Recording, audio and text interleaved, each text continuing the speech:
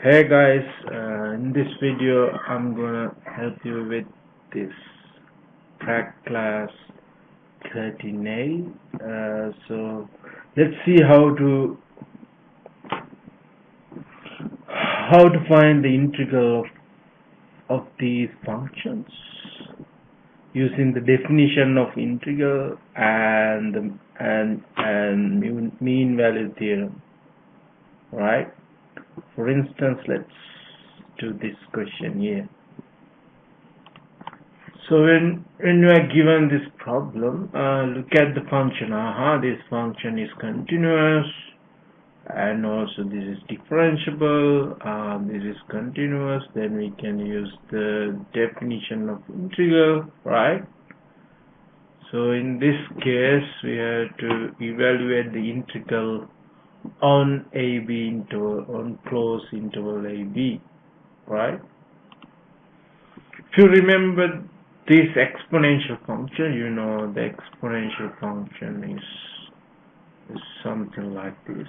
It is increasing. This function is increasing, right? If you consider any closed interval AB, right?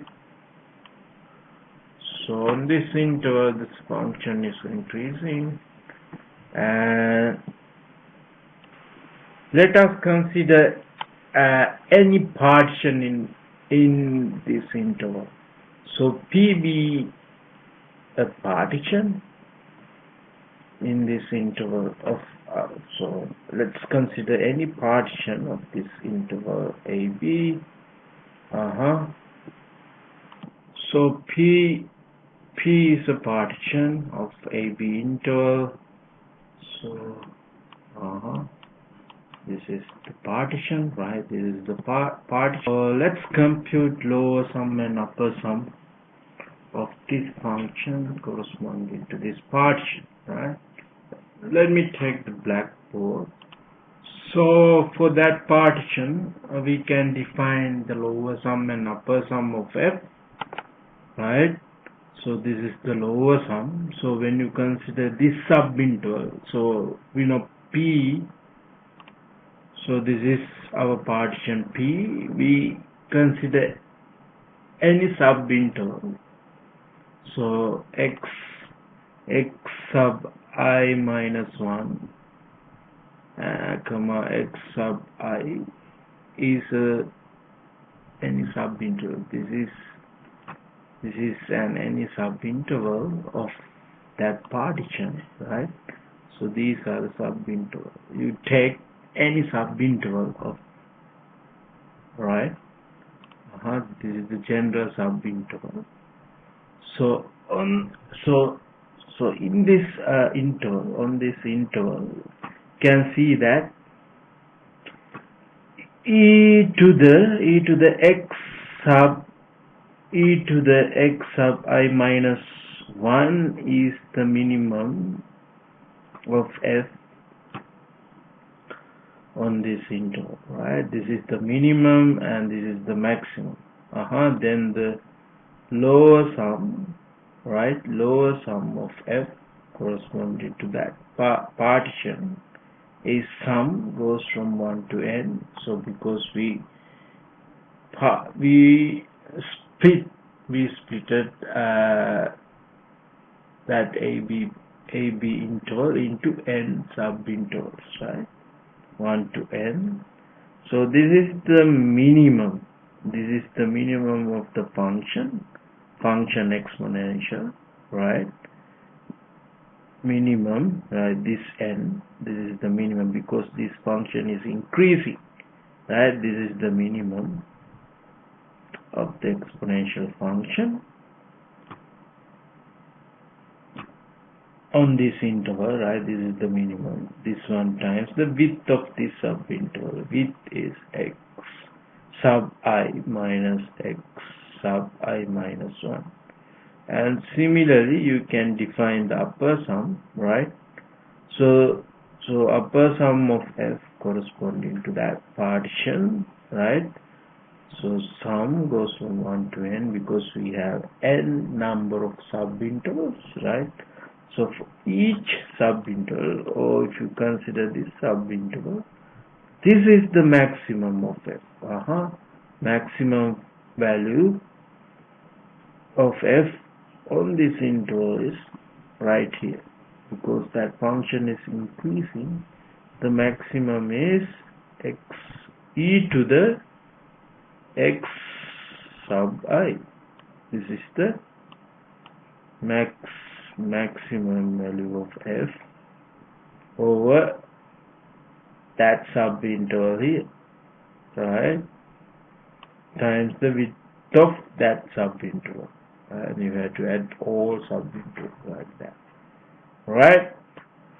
Now you can use mean value theorem, right? So if you consider this subinterval, let's consider that subinterval here. Look at this picture here. This is your exponential function. So if you write this one, if you draw this one, this is your exponential function, and right, and these are the ends of that subinterval. So right, left hand end is x sub I minus 1, and the right hand end is x sub I. So right, and you can join these 2 points. These are the function values.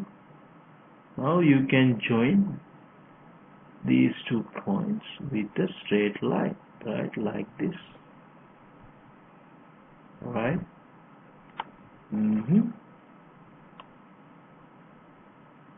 Alright, now you can find the slope of this straight line, which is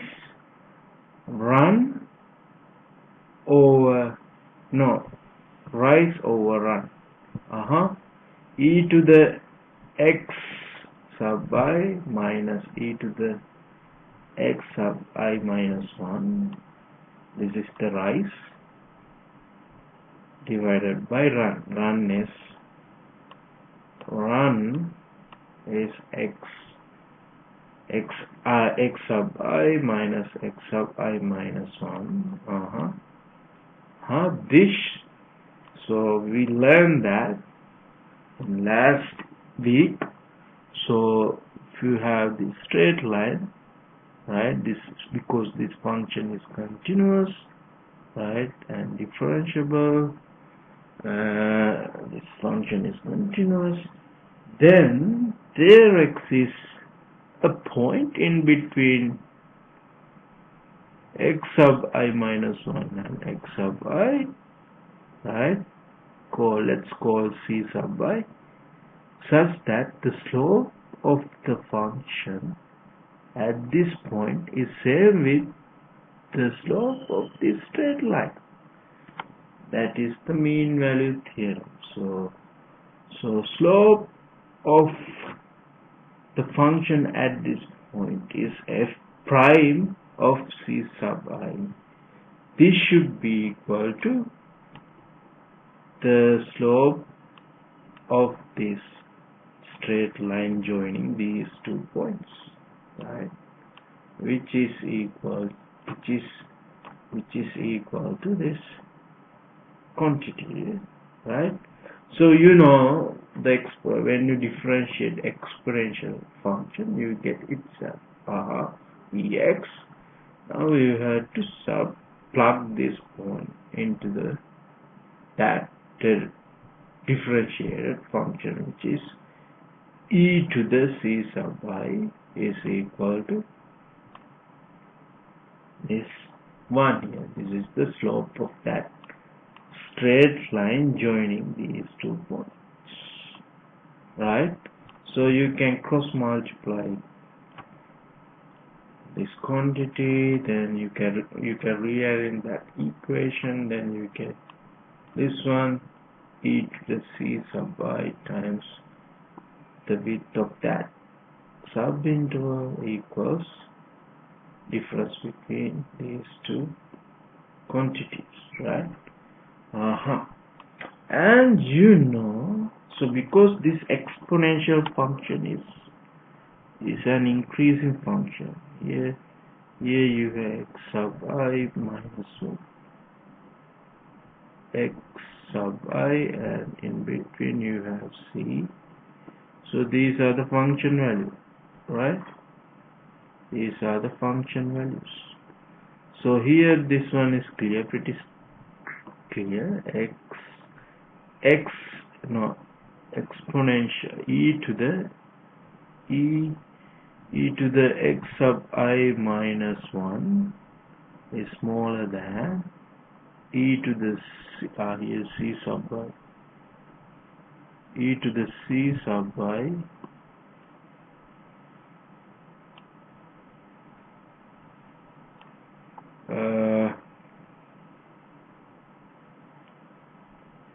e to the x sub I. Why this statement is true? Because exponential function is increasing. That's why this one is true, right? This one is true. Now you can multiply whole inequality by the width of that subinterval. Alright, let's do that. E to the x I minus 1 times the width of that subinterval xi minus 1, because it is a positive value, e to the c sub I times that quantity less than or equal e, this one here, e to the xi times that quantity, the width of this one here. I didn't write because I'm lazy to write that. Alright. You have that. This one here. Now you can sum that up. Wait a second. So what I did was I multiplied this inequality by the width of that subinterval, which is x sub I minus x sub I minus 1. Then I got this inequality. So this is true for all I goes from 1 to n. Then I sum that up.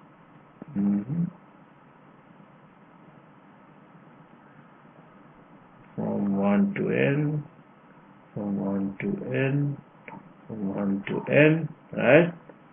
So what is this quantity here? So this quantity is the lower sum of f. See? Look at this. So lower sum of f. This implies lower sum of f corresponding to p partial less than or equals summation 1 from 1 to n e to the ci, here I xi minus xi minus 1 less than or equal, and what is the definition of this bit here? This bit is the upper sum here, upper sum of f. Upper sum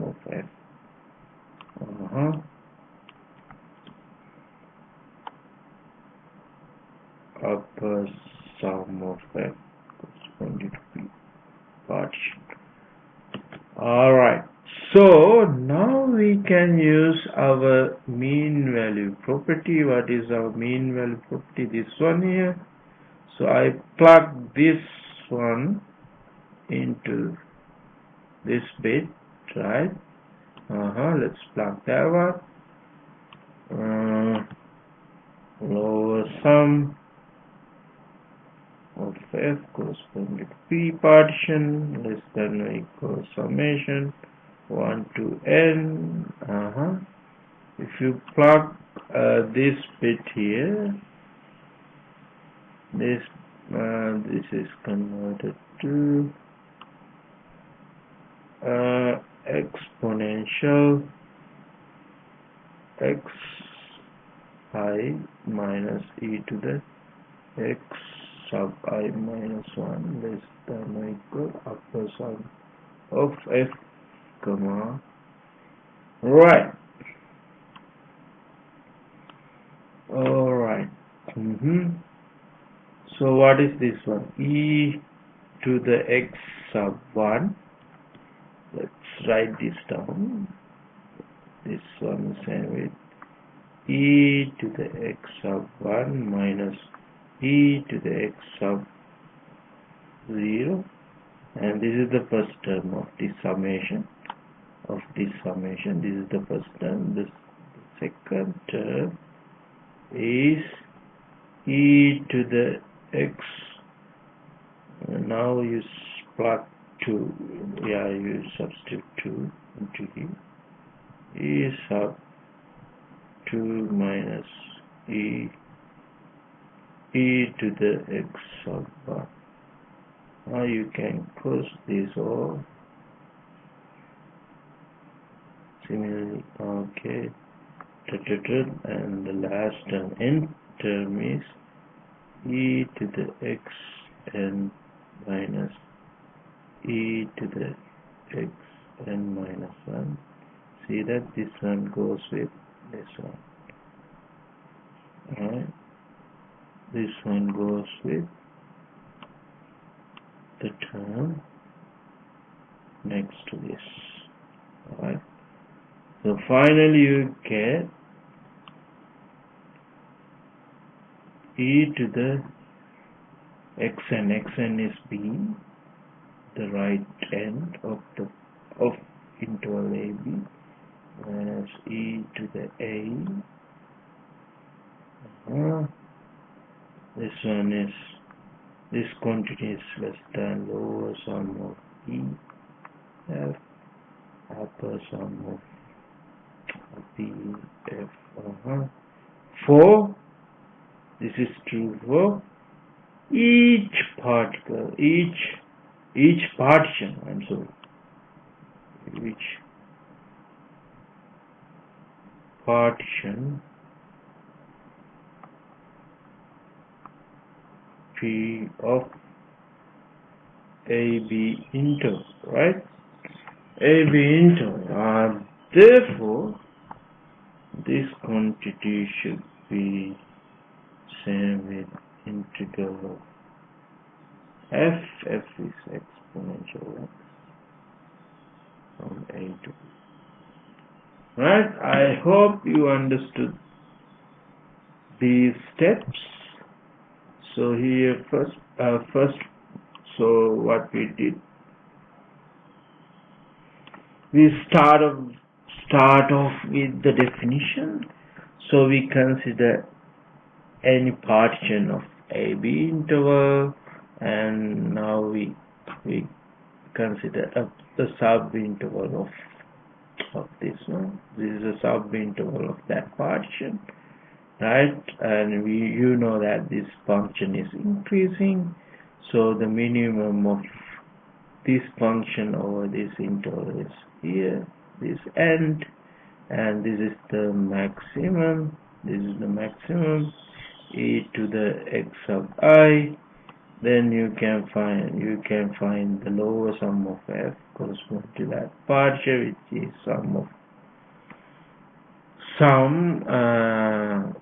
the minimum of f over this interval is this one times the width of that subinterval. You have to add all subintervals. That's why you get this summation mark, right? This is the upper sum, and you used the mean value theorem, what it says. So here you consider this particular subinterval, x sub I minus 1 and x sub I. If you join, these are the function values. If you join these 2 points by a straight line, then you can, yes, you can join these two points. Then you can find the slope of that straight line.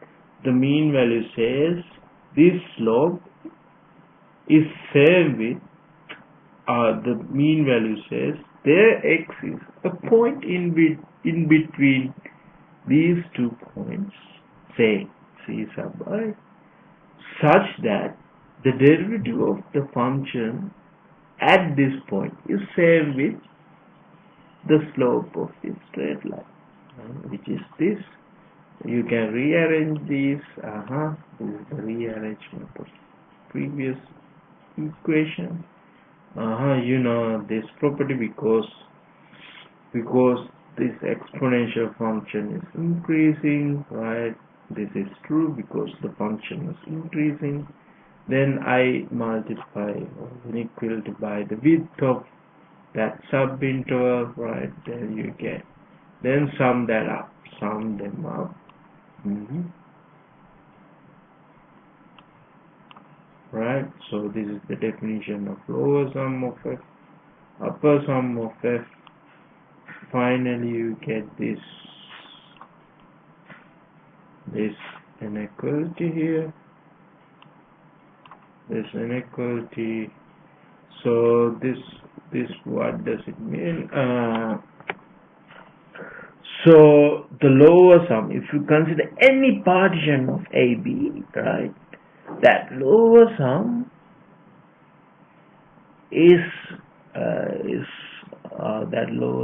less than or equal to this number, and this number is less than or equal to upper sum for each partition of AB. So that means, according to the definition of integrals, right? So this quantity should be equal to the integral of e to the x over AB into x.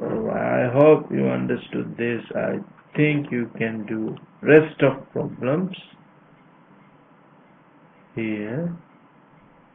I think you can do these problems very easily. If you consider this one also increasing, ln function also increasing. I think this one is, don't know. So do this one. I think this, you can do these problems. Alright, good luck guys.